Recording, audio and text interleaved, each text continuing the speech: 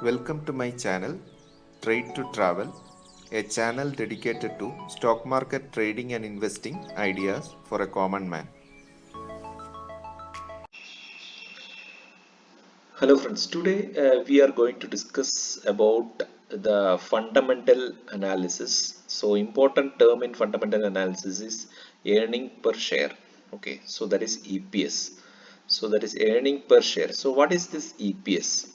So this EPS shows the earnings done by the company in one equity share in a particular year. So EPS means earnings per share. So or it can be defined as it is the earnings done by the company in one equity share in a particular year. So now we will go to how we can calculate this EPS. So we can calculate EPS by EPS is equal to net profit divided by the number of equity shares. So what is EPS? EPS is net profit divided by number of equity shares. For example, if one company is there, its name is XYZ Limited. Okay, so that is the name of the company. So this XYZ Limited can be any FMCG company or IT company, anything. Okay, so suppose that is XYZ. Or you can also take it as a Infosys Limited, Dabur Limited, Titan Limited, etc. So any company, for example, XYZ Company Limited. So suppose that particular company is having a net profit for the last 1 year, that is 50,000. Okay, so then the number of equity shares, that is that particular company is having the number of equity shares, the total number of equity shares as 10,000. So that particular company is having 10,000 shares and net profit of that company is 50,000. Then EPS is equal to 5 rupees. That is 50,000 divided by 10,000. So that will give you the EPS as 5 rupees. So EPS of that particular company is 5 rupees per share. So again, you can see this from the screener website itself. So here I am taken some FMCG companies. So you can see Dabur, Godrej, Marico, Imami, Jyoti Labs, Bajaj Consumers, Kaya. So all these companies are coming in FMCG companies. All these are in the FMCG sector.